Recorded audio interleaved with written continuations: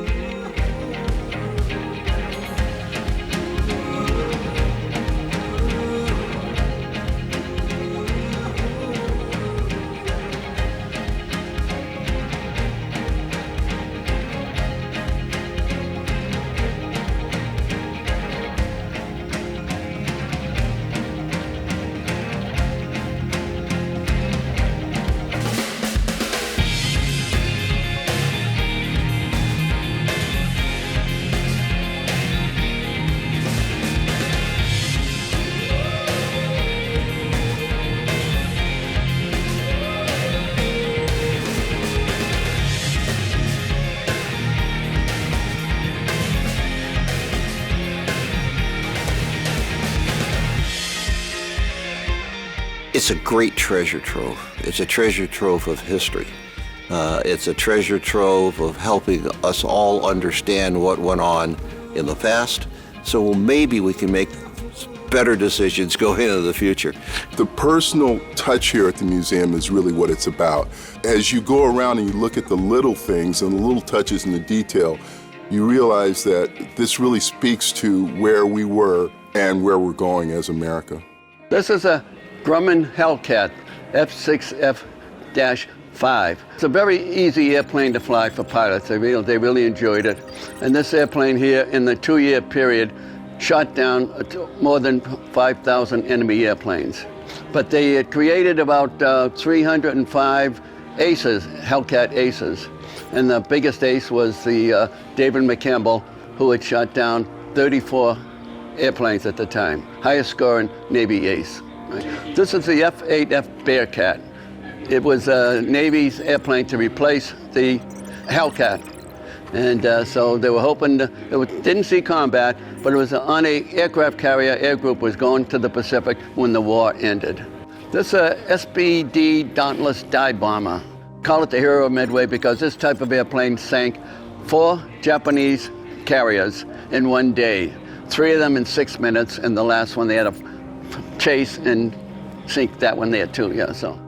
From silent wing glider pilots like Norman Sirota, of which this particular exhibit is named, to Tuskegee airmen like Ted Lumpkin and Bob Friend, who is the guy who gave me this jacket.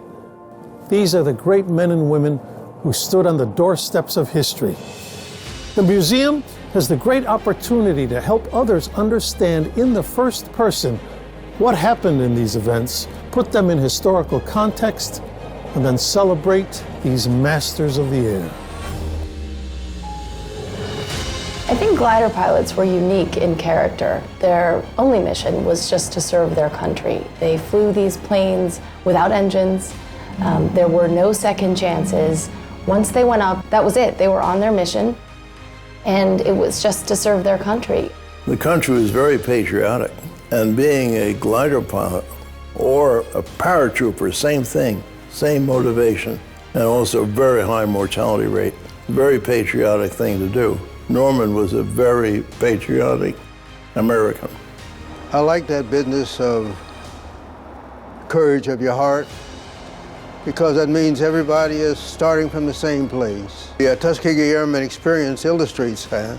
It demonstrates that and illustrates that in a very positive way. When the war started, if anybody had asked me, why are you fighting this war? I said, because I'm as much a part of this country as you. Some people just don't know how to accept changes. And this did represent changes for a lot of people. I guess that proved itself that we were on par with the rest of the Air Force. I think we did succeed, and I think we did prove ourselves. We were quite often asked why we did it. And the answer pretty much is the same for all of us. We did it because this is our country. You know, we may have been treated as second-class citizens, but this was our country. The last Japanese plane that was up in the air, we had shot down, and he landed right in front of, about 15 yards in front of our ship. The plane that ricocheted and hit towards us, just hit the ship right underneath where I was operating. Like I said, I'm no hero. I did what I was supposed to do, and all of us did what we were supposed to do. What's the difference between a good fighter pilot and a great fighter pilot? Good eyes, good senses, good training, knowledge of the enemy. In World War II, lots of gunnery training. But I think the difference is something internal. The Germans called it a fighting spirit. I think I'd just call it motivation. Thank you for watching the Palm Springs Air Museum's 25th anniversary celebration. It's by your generous donations that we've remained open and thriving all these years. Now more than ever, we can use your support. Our future completely relies on you, our valued donors. Your donations fund everything from our operations and overhead to our educational programs and more. Please honor us with your generosity, and here's how you can make a real difference. Call now to 760-660-4125. Operators are standing by. Donate by text. Text PSAM25 to 44321. Snap our QR code and instantly give. Or log on to our website, psairmuseum.org/donate, and make your donation today. I had an experience back when I was really young in 1976. I was an ordained minister with the Universal Life Church. So I'm nervous and I'm looking at this and I said, what are we doing here? And they said, well, we're actually going to get on an airplane and we're going to go up and circle around and then you're going to marry them in the sky. And I went, okay. By the authority vested in me by the Universal Life Church of California, I now pronounce you husband and wife. It was great fun, great experience, and I hope to see you again. Congratulations on 25 years. May you have 100 more years to go. I remember some of my first airplane flights when we used to dress for them. It was an event, and how exciting it was to get on an airplane to be going somewhere. But it wasn't just the destination, it was the travel. It was going to the airport, it was getting on the airplane. It was being treated a certain way or feeling special because you were riding on that airplane. I just want to say congratulations to the Palm Springs Air Museum for 25 years. Happy 25-year anniversary. Hey everybody, Ray Romano here. First off, I want to say congratulations to the Palm Springs Air Museum on 25 years. Very nice accomplishment. Second off, I want to say I apologize for how I look. This is what a pandemic does. I'm sorry. I put a hat on because I thought it'd be dressy. Anyway, congratulations once again, and God bless everybody. Coming up, meet aviators from Vietnam, astronauts and innovators. Take a ride in a C-47. Go behind the scenes of our F-117 stealth bomber restoration and Superman Dean Cain. Stay tuned.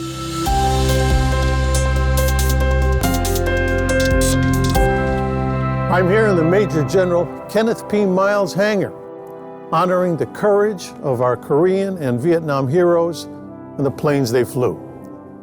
Under Miles' command, his unit became the first combat-ready F-111 wing in the U.S. Air Force.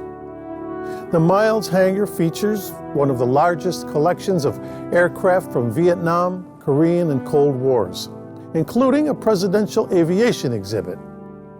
This Convair 102 Delta Dagger was flown by pilot and future President George W. Bush. What it brings to the community is amazing. If they didn't have this, they wouldn't have so much history from the past that we sadly are beginning to lose now. People are yearning for this. They want to learn, and all the children coming here and so forth. It's amazing. It is one of the brightest spots in all of this valley. Aviation has been part of my life ever since I got started. Got my private license when I was in high school. In college, I went into the ROTC, and when I graduated, I served 4 years of active duty in the Air Force. Got to fly some of the jet fighters of that time, and they are now both here at the museum. I graduated from flight school in 1956, and they were flying F-84Fs, and I got to fly this plane for a year and a half. And people don't realize that the Strategic Air Command, which was the bomber command, had 7 fighter wings that were originally to be escort wings. But when the F-84F came along, they changed the mission, and this became the first fighter aircraft that could drop atomic weapons on targets, and our targets were always in Russia. It was called a lead sled. It was underpowered, but once we got off the ground, it was a beautiful flying airplane. This happens to be the F-100D, which is actually the final model that they designed. They flew 360,000 combat missions, air-to-ground missions in Vietnam during the Vietnam War.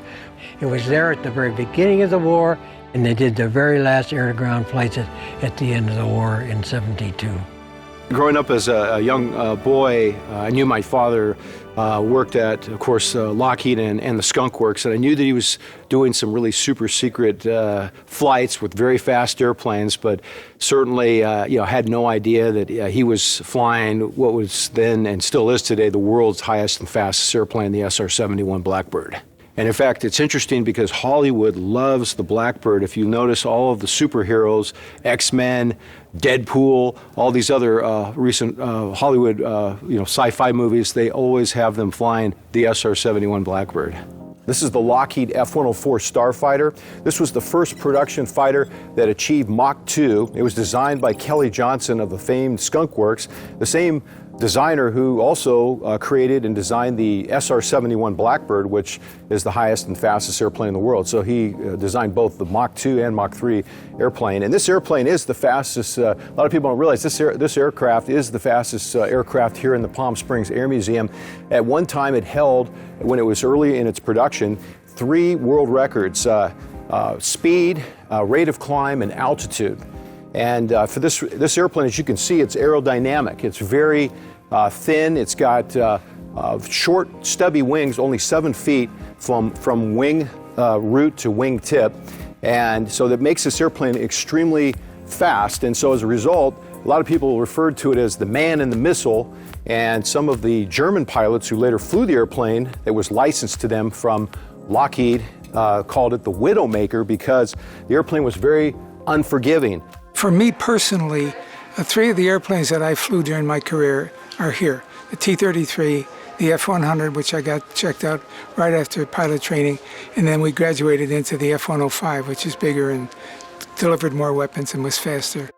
This is the F-105D. It's made by Republic Aviation.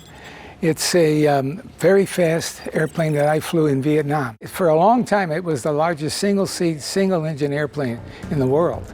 I was on a mission in 1965, July 27th, 1965, and there was 4 of us attacking a missile base.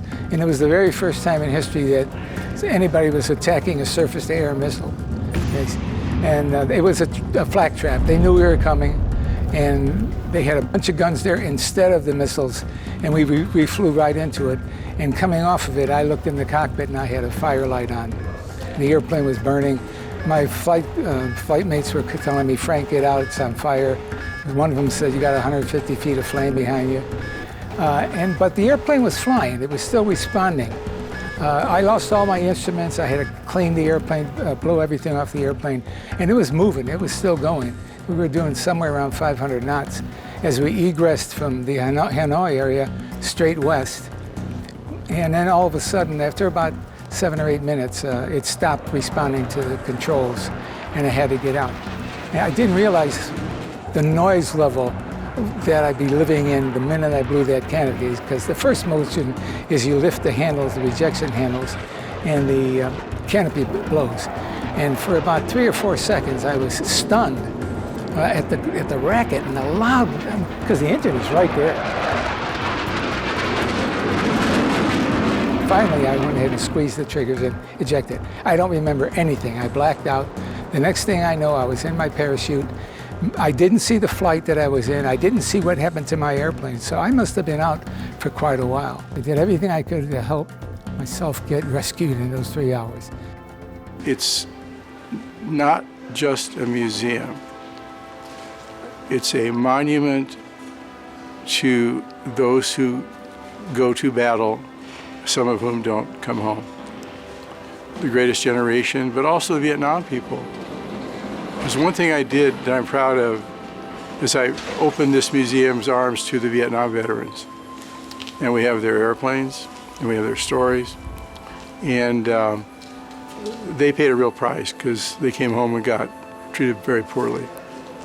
And so to give them an honor here it was very important to me when I was chairman, and I think took the museum in that direction, and I'm glad we did it.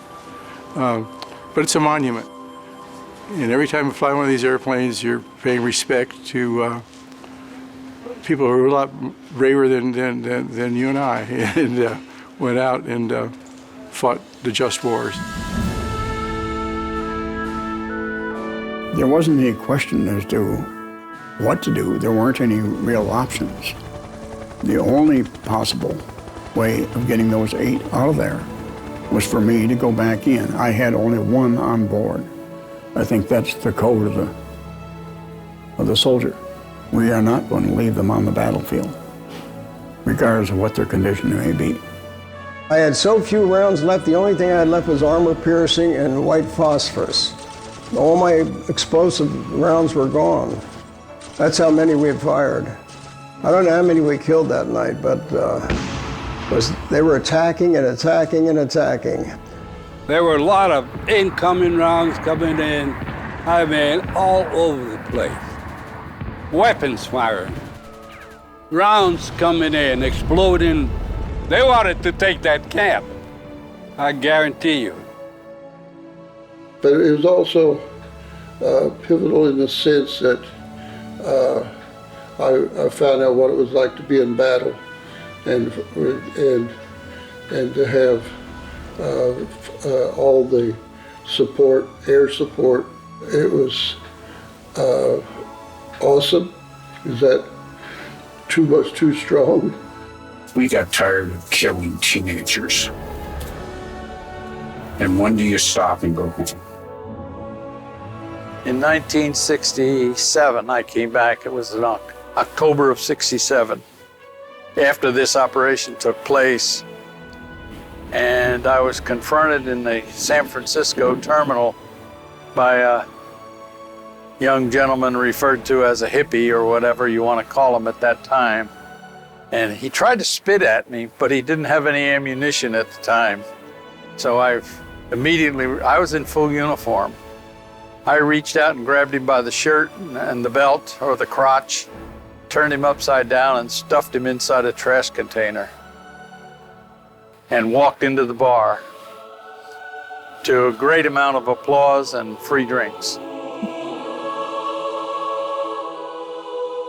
One of the most important aspects of the Air Museum is our education program, led by coordinator Greg Kenny. The museum teaches school-aged children and the general public of all ages throughout Southern California and the world about the past, the present, and the future of the valiant, vital work done every day by men and women in the air and on the ground.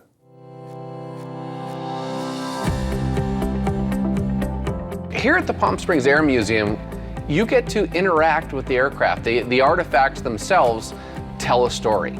How much more living history can it possibly be? How can you say to yourself, what would it have been like more so than that? This Air Museum has the unique opportunity to have students walk in the door and to ignite something inside of them that they may not have known was there before. I think one of the most unique things about the Palm Springs Air Museum and what we do here is the fact that young people get to have conversations with people that have had experiences World War II, Korea, Vietnam. They get to engage with veterans, people that have made a career out of being willing to sacrifice themselves for our country and our freedom. 10 men flew in this aircraft, and they were heroes in their day. This is something that you'll take through the rest of your history. So, come on, follow me. I believe that every child has a chance, and I'd like to see them get ahead, and we want them to stay in school. And we also want to give them the history of what the world was. Here at the museum, we have this great opportunity to tap into the STEM and STEAM educational experience, the science, technology, engineering, the arts, mathematics, all those things that kids can get excited about, and we can show them that there is an actual way forward for them, for their future. One of the benefits that we have having our science and technology lab here at the Palm Springs Air Museum is that whenever we are learning about a concept that's a little easier to learn by seeing or touching and doing, we are able to go over to the hangars and take a look at some of the incredible components of these planes and show the students what we're talking about. It is so much easier to show somebody an aileron than to try and explain a tiny little flap that's part of the wing that moves independent that affects whether or not the plane is going to fly. That dream that I had to become a pilot is now stronger to become a pilot. It's pushed me to become more pilot-y. I try to encourage them to look at, everything we got here as how does this relate to everyday life and careers out there? Because there's an awful lot of not just military careers, but aerospace careers. And we're gonna need a lot of pilots and a lot of aerospace workers in the future. You work hard, you work really, really hard, and yes, it is possible. This museum, in my opinion, is about inspiration and inspiring future generations to not only respect history and what people did for this country, but that'll continue. And that's one of the joys that I have. I'm sorry. That's one of the joys that I have working here. I love working with the kids because if I can inspire them to read more history, to get involved in aviation, I feel like I'm doing a great service. That's what this museum is really all about, in my opinion. I spent 35 years with the Palm Springs Unified School District, so this youth program is something that's very close to my heart, and it does provide the students with a wonderful opportunity. There's no cost to the school district or the students. We pay for their buses, we pay for their admission, and we pay for their lunches, so all they have to do is find the time in their busy curriculum to show up. Our country is a place where if you can prove yourself, if you can work hard, and if you can show yourself to be of good character, you can succeed. That's a goal that I think we want to set in students' minds. We want to give them that inspiration that despite where it is that they may have come from, if they work hard, they can achieve whatever it is their heart desires. I would like to say thank you for all of this, for teaching me all this history, for allowing me to experience it again and again for the rest of my life, because it is really an experience that I will never forget and an experience that I will cherish for my entire life. This is an actual real-life experience with the real aircraft, with the real people. It's living history.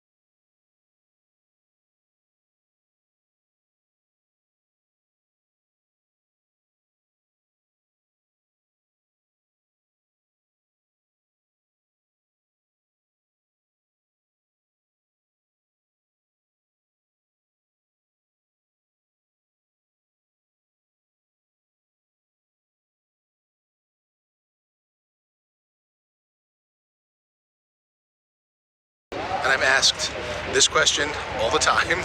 If you could pick one, which superpower of Superman's would you choose?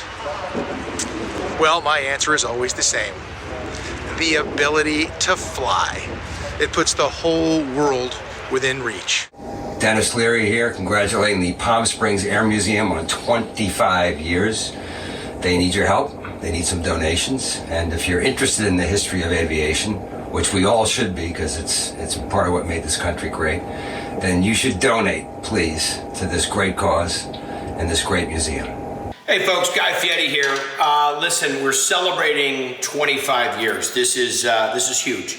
You know what this is huge is it's celebrating a museum, which we don't have enough museums anymore. Matter of fact, if you take kids today and you talk to them about a library, you're talking about a museum, they don't really care much about it or really understand the significance. But if you think about the Palm Springs Museum of Aviation and you think about all that's gone on in this 25 years and all that's been celebrated in the world of aviation, this is amazing. Thank you for curating this. Thanks for making this happen. Thanks for making this available to people to realize and recognize where we came from and where we are now. Because if we didn't take this time to do this and have this, there'd be a lot of generations that would forget about it. So congrats on 25 years.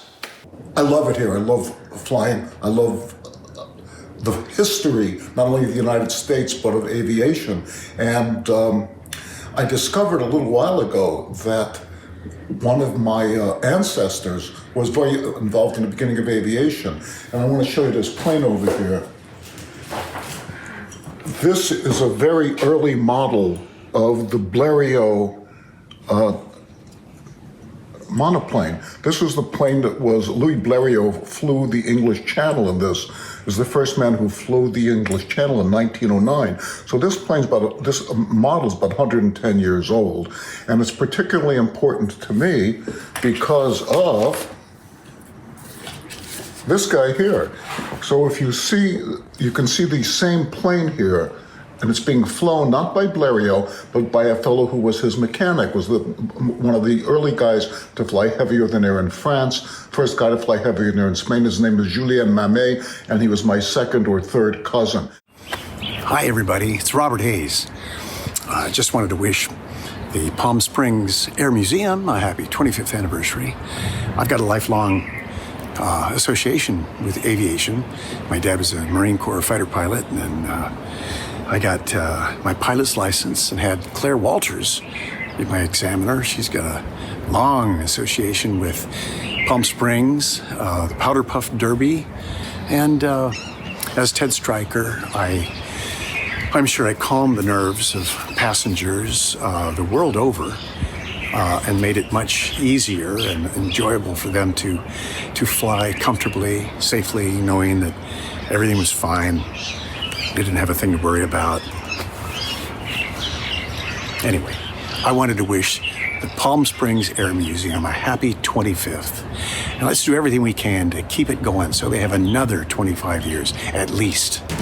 Coming up, find out how we keep vintage warbirds flying high. Meet the heroes that created the Top Gun program and the current enlisted airmen and women that are breaking down barriers. And Modern Family's Ed O'Neill. Stay tuned.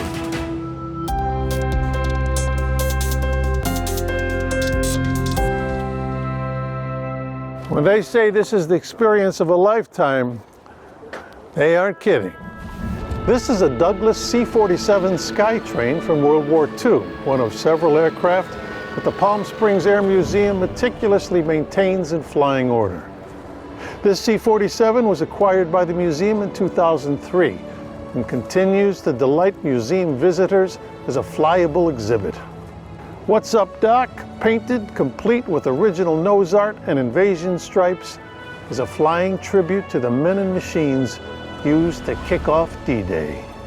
The C-47 is one of 7 current flying vintage planes here at the Palm Springs Air Museum. This past summer, you might have seen some of our aircraft in flyovers dedicated to our frontline workers. You can book flights in a warbird of your own, and perhaps no plane evokes memories of fighter aircraft in World War II like the P-51 behind me, serving as a fighter bomber. It was the Tuskegee Airmen of the 332nd Fighter Group that became the new famed Red Tails.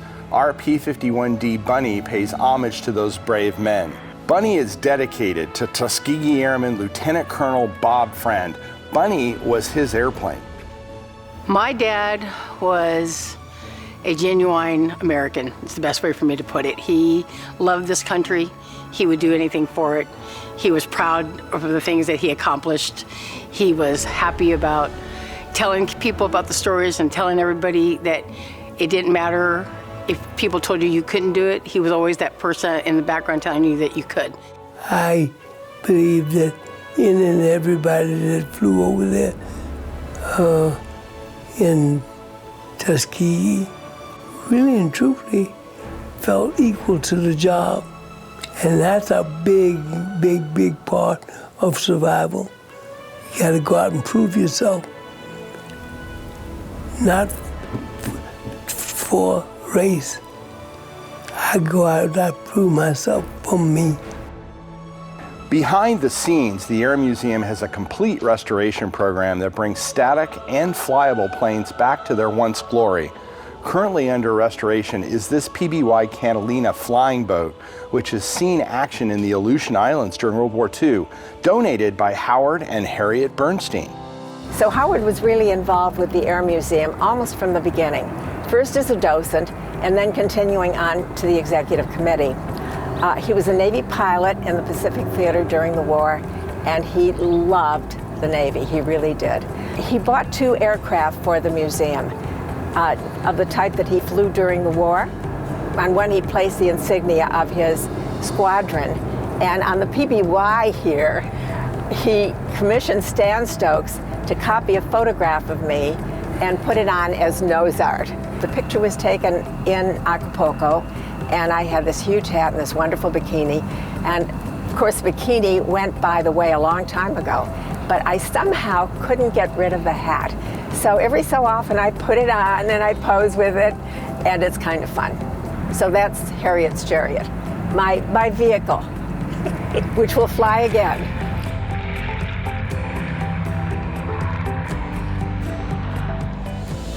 And this is our newest and perhaps greatest addition, the Black Devil F-117A Nighthawk Stealth Fighter, part of the new Jim Houston Pavilion coming in 2022. The F-117 was deployed in Desert Storm, and its technology changed our aviation supremacy forever.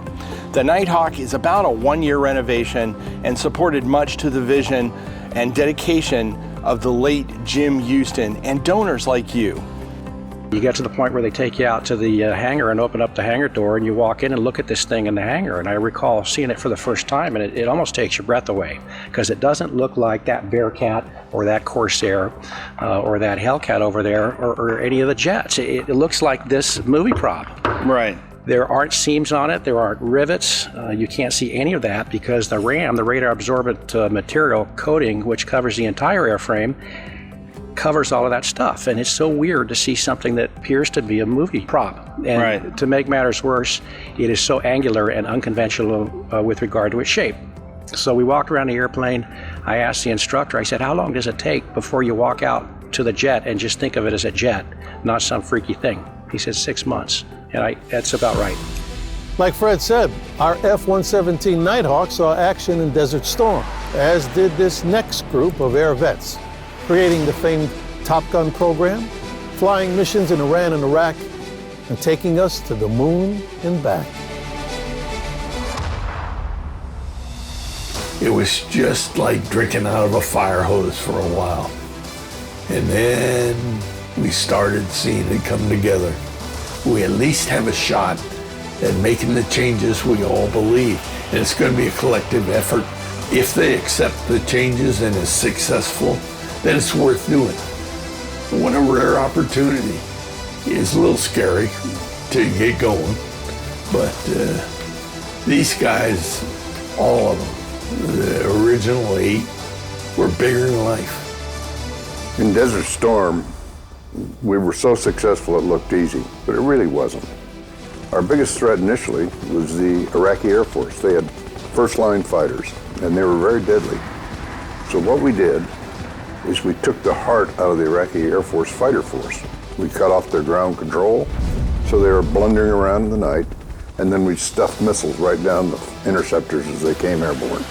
What I learned in Desert Storm was really kind of surprising to me. You never rise to new levels of performance in combat. You're going to fall to whatever level you've trained to. You can never pull a rabbit out of the hat in tactical aviation unless somehow or other you've carefully put that rabbit in there. And the act of really high quality training and a lot of good disciplined flying is the way to put the rabbit in the hat. I believe that people that worked in Apollo, they come to work at NASA, they want to be successful, they want the programs to be successful, and they make it that way. Human beings can accomplish so much more than they ever imagined. I think when women are achievers, they have a responsibility. I certainly love to speak to young women and see a light go on in their eyes, and they think, well, gosh, if she can do that, maybe I can too. And I think that's so important. I'm probably one of those rare astronauts that didn't grow up and want to be an astronaut all your life. I was an airplane person. Mom and Dad were airplane people. I wanted to be an aeronautical engineer and a test pilot, and wasn't really focused on being an astronaut. One of the key things that really was exciting was the altitude. That was kind of a tingling sensation the first time you started passing through altitudes that you had never been to before, and neither had anybody else. Just the fact that you're 85,000 feet going 2,000 miles an hour, that's exciting. People will ask me, how did I prepare myself to be the highest ranking black female in the United States Air Force? And the thing is, you don't really prepare. I've had a wonderful life of service. Once I became an airman, I knew that's what I wanted to do for life, whether it be active duty or in the reserve. And then what I wanted to do every single day is to take care of the airmen around me. The docents here, I think everybody that I've met so far is so knowledgeable. Most of the people that I work with have experience flying all these airplanes and being actually involved with it. So what a better way to learn about something than talking to the people that have been there. Well, I've flown 34 different flying machines as a fighter pilot. And this, of course, is my baby right here. This is a modified T-28 that I flew. The temperature inside the cockpit was 150 degrees. And in Vietnam, I want you to know that was really tough. A lot of times we flew in just shorts and a T-shirt. And the average mission was 8 to 11 bullet holes in your aircraft. The Palm Springs Air Museum serves multiple purposes in the Coachella Valley. Not only is it part of history, it's part of how we've drawn people from all over the country to either enjoy life, work, or retire, and yet the significance of everybody who somehow touches or has affiliation with the Palm Springs Air Museum is commendable. What I love about the Air Museum is the connections that occur here. Veterans coming back and seeing the equipment that they labored on during their service. People having an opportunity to connect over the generations with our history. It's fun to go here, and I think it's almost impossible, intellectually impossible to exit the museum and not really learn something. And you sort of revisit what you've seen in the museum, maybe as the days go by. Going to the Air Museum really makes you simply feel good. It makes you think you're smarter. I think it's a very effective way of learning to come to the museum. And especially important, I think, is the Air Museum keeps history alive. It preserves the legacies of hundreds and thousands of veterans that fought our wars, that allowed us to have the freedom that we have now. And I think this Air Museum does that. It preserves their legacy. To be able to say that we have an air museum in which features vintage aircraft that have been used in order for our communities, for our nation to be free, is amazing to me, and it's historical. And to be able to say as well that our youth and our families have a place in which they can come visit, to be educated, to learn from people that are volunteering, that perhaps fought in the Korean War, that perhaps fought in the Vietnam War, that perhaps fought even in World War II at one point in time, I think it's also amazing. This is one of the best museums, not only here, but in the world. And I really appreciate that it's in our backyard. When you hear the word museum, I suspect a lot of people think of it as just a place to preserve history. But we all know that museums, especially the Palm Springs Air Museum, are so much more than that. The exhibits there educate, inform, and inspire. But those exhibits just don't happen on their own. It takes a lot of time, effort, and more importantly, money. And without individuals, exhibits at the Palm Springs Air Museum, one that has my flight suit, the Women in Aviation exhibit, those exhibits simply wouldn't exist.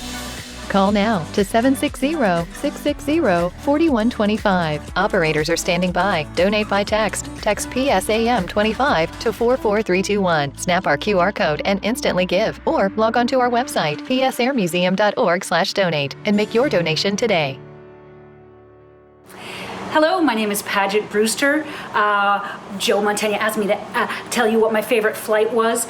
It was in 1994. I was a 25-year-old talk show host. We were doing an episode about adrenaline junkies, so we made a deal with a company called Air Combat USA. The idea is you get into these Marchetti little jets and you dogfight. So you're supposed to take a bunch of tests and get a lot of training, which I don't know if that's necessary. And we take off, and what happens is there's like a laser sight. So Kara's behind me, and she's shooting at me with a thing, and the laser sight hits a laser receptor on the back of my Marchetti, and when you get hit, a smoke pack goes off inside the cockpit, and it's that clear bubble. So it's filling with smoke, and you have to pull it back. I threw up 6 times. Well, probably only threw up twice and then dry heaved 4 times. But it was exhilarating. So we both did the thing where you go all the way around like a loop-de-loop or something, and barrel rolls, I think it's called. Hey buddy, just wanted to say hello. Just leaving, well, I'm in Oregon right now, I think.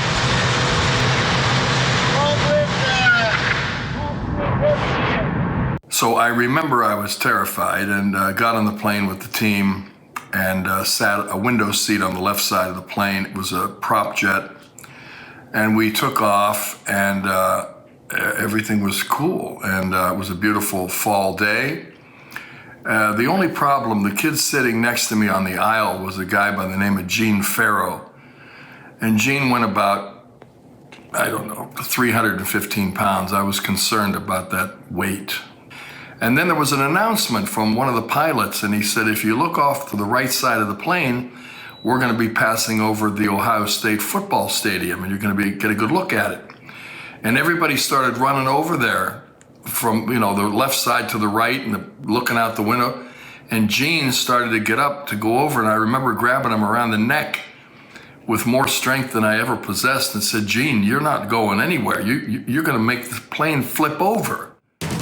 Coming up, we'll fly high with commanding enlisted men and women of the armed services. Get up close and personal with the man, the legend, Clay Lacy, Aviation Hall of Famer Joe Clark, the pioneer that designed the blended winglet, and Forrest Gump's Gary Sinise. Stay tuned.